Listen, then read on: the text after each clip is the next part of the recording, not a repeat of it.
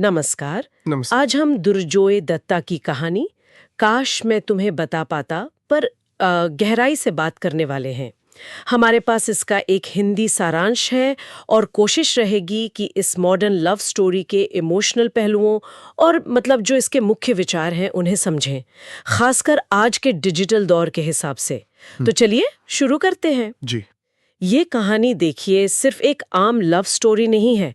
इसमें प्यार है, उम्मीद है, जिंदगी की मुश्किलों से उभरना है और खुद को ढूंढने का सफर भी है। हाँ, बिल्कुल।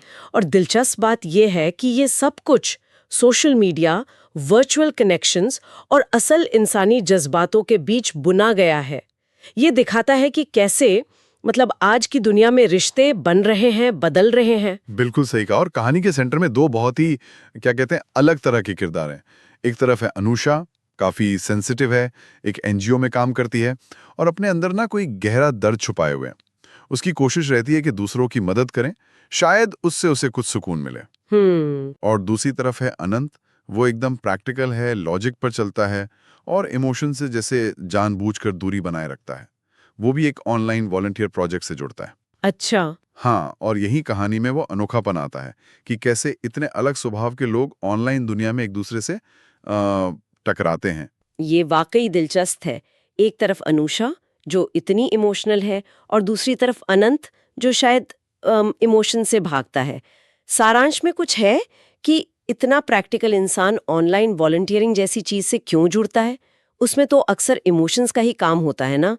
और उनकी असल मुलाकात तो एक एनजीओ में होती है शायद। हाँ, देखिए उनकी पहचान शुरू में एनजीओ के जरिए होती है, पर उनका जो रिश्ता है वो असल में सोशल मीडिया और बस लिखे हुए शब्दों से गहरा होता है, बिना मिले, बिना आवाज सुने। ओह। और अनंत का जुड़ाव शायद इसलिए है क्योंकि वर्चुअल दुनिया उसे एक तरह की शील्ड देती है, भावनाओं से सीधे भिड़ने से बचाती है, एक कंट्रोल देती है आप कह सकते हैं। यहीं पर कहानी का एक अहम सवाल उठता है, क्या बिना मिले सिर्फ शब्दों के दम पर एक गहरा मतलब वाला रिश्ता बन भी सकता है? और मुझे लगता है यहीं से उनके अपने अंदर के जो संघर्ष हैं और वो हीलिंग प्रोसेस वो भी जुड़ जाता होगा, क्योंकि दोनों के अपने इश्यूज हैं। अनुषा का वो दर्दनाक पास्ट और अनंत का रिश्तों पर शक। बिल्कुल, बिल्कुल। ये रिश्ता उनके लिए अनजाने में ही एक किस्म की थेरेपी बन जाता है। वो अपने वर्चुअल चैट में धीरे-धीरे एक दूसरे के सामने खुलते हैं। शायद उतना खुल जाते हैं जितना वो रियल लाइफ में किसी के सामने ना खुल पाते। वो एक दूसरे के उन जख्मों को समझते हैं और मतलब अनजाने में ही सही, उन्हें भरने में मदद करते हैं। सारांश इस बात पर काफी जोर देता है कि कैसे ये वर्चुअल स्पेस, जिसे लोग अक्सर फेक या सतही मानते हैं, हाँ। वो भी गहरे इमोशनल हीलिंग का एक प्लेटफॉर्म बन सकता है। सोचने में थोड़ा अजीब है, पर कहानी इसी पॉसिबिलिटी को दिखाती है। तो मतलब इन किरदारों और उनके इस अनोखे रिश्ते से कई सारी परतें खुलती हैं ना, जैसे कि भाई वर्चुअल प्यार और इमोशनल कनेक्शन का मतलब क्या है आज के टाइम में। फिर मेंटल हेल्थ और ट्रॉमा जैसे सीरियस मुद्दे भी हैं जिनसे दोनों जूझ रहे हैं। और इन सब के बीच एक उम्मीद है, हीलिंग है और एक तरह के समापन मतलब क्लोजर की तलाश भी। और साथ ही ये उनकी अपनी पहचान, अपनी सेल्फ डिस्कवरी की भी जर्नी है। ये कहानी शायद ये सवाल भी उठाती है कि ये जो मॉडर्न टेक्नोलॉजी है ये रिश्तों को और उलझा रही है या उन्हें नए तरीकों से गहरा होने का मौका दे रही है। क्या लगता है? हाँ, ये बहुत अच्छा पॉइंट है। और अगर हम इसे थोड़ा और बड़े पैमाने पर देखें, तो ये कहानी शब्दों की ताकत को दिखाती है। सिर्फ कहे हुए शब्द नहीं, बल्कि वो अनकही फीलिंग्स भी जो उन शब्दों के पीछे होती हैं।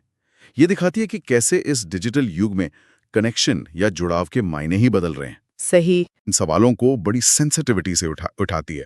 तो हमने देखा कि कैसे काश मैं तुम्हें बता पाता वर्चुअल रिश्तों की जो उलझनें हैं, इमोशनल हीलिंग की जो संभावनाएं हैं और उन अनकहे शब्दों का जो गहरा असर होता है, उन सब थीम्स को छूती है। और ये आज के कनेक्टेड पर शायद कभी-कभी अकेले महसूस करने वाले समाज के लिए बहुत रेलेवेंट है ना? बिल्कुल। और जाते जाते एक विचार छोड़ जाते हैं सुनने वालों के लिए। कहानी ये आइडिया सामने रखती है कि कभी कभी हम जिनसे सबसे ज्यादा जुड़ाव महसूस करते हैं उन्हें हमने असल में कभी देखा ही नहीं होता। ये हमारे आज के ऑनलाइन जीवन में मौजूदगी यानी प्रेजेंस और आत्मीयता यानी इंटीमेसी की बदलती परिभाषाओं के बारे में क्या कहता है, इस पर जरूर सोचिएगा।